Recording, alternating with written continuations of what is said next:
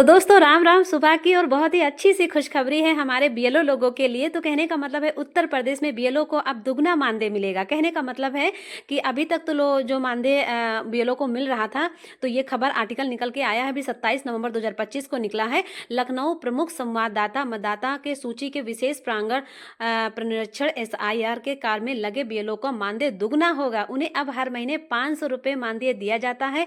अब इसे बढ़ाकर 1000 रुपये किया जाएगा और वार्षिक मिल रहा 6000 रुपये मानदेय 12000 कर दिया गया है और कर दिया जाएगा। मुख्य निर्वाचन अधिकारी कार्यालय की ओर से इसका प्रस्ताव राज्य सरकार को भेज दिया गया है। कहने का मतलब है बहुत जल्द ही आप लोगों को 1000 रुपये प्रति माह मिलने लगेगा और साथ में वार्षिक जो है 12000 रुपये मिलेगा।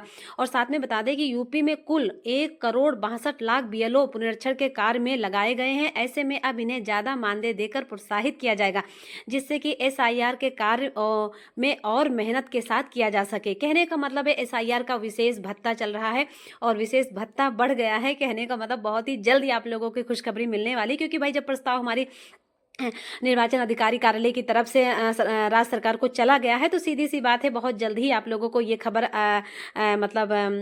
सच्चाई में बदल जाएगी। कहने का मतलब है, और मैं तो अपनी वीडियो के माध्यम से ये भी कहना चाहती हूँ कि भाई देखो, ये SIR का काम बहुत ही मेहनत और बहुत ही बड़ा काम एक देख लिया जाए तो इस काम को जो 4 दिसंबर इसकी लास्ट डेट रखी गई है, इस डेट को 4 जनवरी कर दिया जाए। क्योंकि भाई देखो, जो बीएलओ हैं काम तो सभी कर रहे हैं, ऐसा नहीं कर रहे हैं, लेकिन काम ही इतना भारी है, इतना ज़्यादा है कि मानसिक तनाव भी हो रहा है, शारीरिक तनाव भी हो रहा है, घर में विवाद और कलह भी हो रहा है, बच्चों को भी लोग समय नहीं दे पा रहे हैं, अपनी फैमिली को भी समय नहीं दे पा रहे हैं।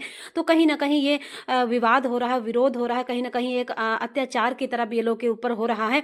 तो हम सरकार से, उच्च अधिकारियों से, निर्वाचन अधिकारी से, सबसे ये हाथ जोड़कर विनती करना चाहते हैं कि इसका सिर्फ थोड़ा सा समय बढ़ा दिया जाए, यानी कि 4 दिसंबर से बढ़ा करके 4 जनवरी कर दिया जाए, तो लोग आसानी से काम को निपटा सकेंगे। जैसे जैसे डेट नजदीक आ रही, लोगों के अंदर प्रेशर बढ़ रहा है कि अभी हमारा इतना काम रह गया, अभी हमारा इतना काम रह गया, तो कहीं ना कहीं हार्ट अटैक है या कहीं ना कहीं BP की समस्या है, कहीं ना कहीं बच्चों को समय न देना, कहीं कहीं पति पत्नी में लड़ाई झगड़ा भी हो रहा, कहीं जहर खा रहे, कोई सुसाइड कर रहा है, तो ये मुश्किलें कहीं ना कहीं कम हो जाएंगी। और साथ में ये भी बता दें कि पब्लिक को और बीएलओ को दोनों को काम करने में रुचि भी आ जाएगी। यानी कहने का मतलब अभी जमीनी स्तर पे लोग को बताना पड़ रहा था कि SI फार्म भरवाना है, अब लोगों में रुचि आई है, लोगों को जागरूक हुए हैं, लोगों को समझ में आया है कि SIR फार्म भरना कितना जरूरी है।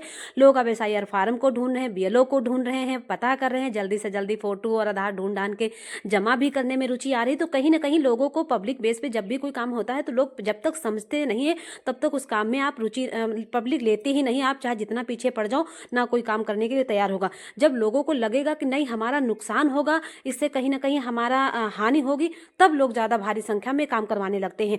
तो हम सरकार से बस यही कहना चाहते हैं कि अब जब लोग जागरूक हुए हैं, जनता बीएलओ SIR का फार्म ढूंढ रही, बीएलओ को ढूंढ रही, वहां पे लोगों का समय कम पड़ रहा।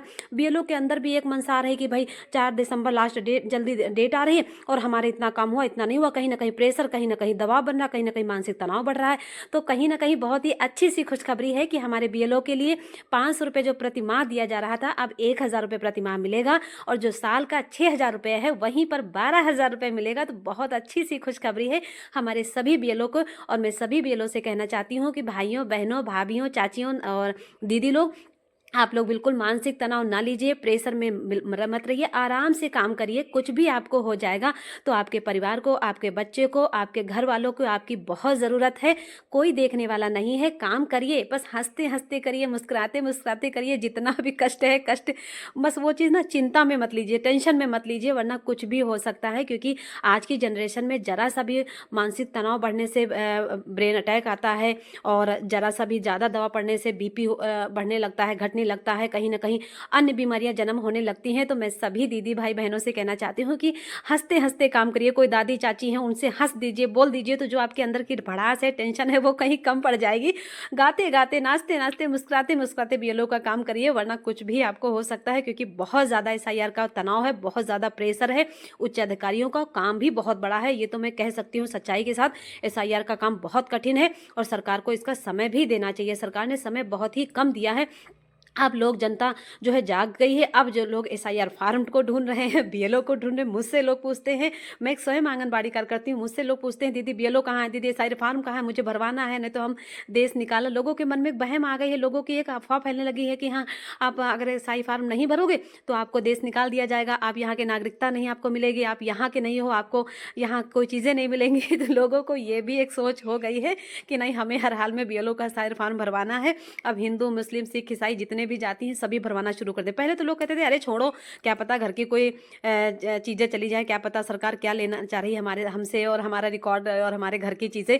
तो कहीं ना कहीं चीज़ें पब्लिक बेस में थोड़ा सा धीरे से और आराम से समय लगता है चीज़ों को परखने में। जब तक पब्लिक खुद नहीं समझेगी कि ये हमारे फायदे के लिए है, नुकसान के लिए, तब तक पब्लिक चीज़ों को देगी नहीं। क्योंकि आंगनबाड़ी बहनों ने जब फेस कैप्चर केवाईसी शुरू किया था, लोग साफ साफ मना करते थे कैप्चर करो चाहे ना करो, फिर केवाईसी करो या ना करो, हम ओटीपी नहीं देंगे, हम ओटीपी नहीं देंगे। लेकिन जब उनका राशन बंद हो गया आंगनबाड़ी केंद्रों पे, तो चल के आधारों पे मोबाइल लगवा लिए, आए फेस कैप्चर केवाईसी करा लिए, ओटीपी भी दे दिया और हर महीना राशन भी देना शुरू कर दिया। तो हम आंगनबाड़ी बहनों को भी बहुत मुश्किलों के साथ झेलना पड़ा है फेस कैप्चर केवाईसी करने में। तो दोस्तों आप सब वीडियो को कमेंट करके बताइएगा वीडियो कैसी लगी।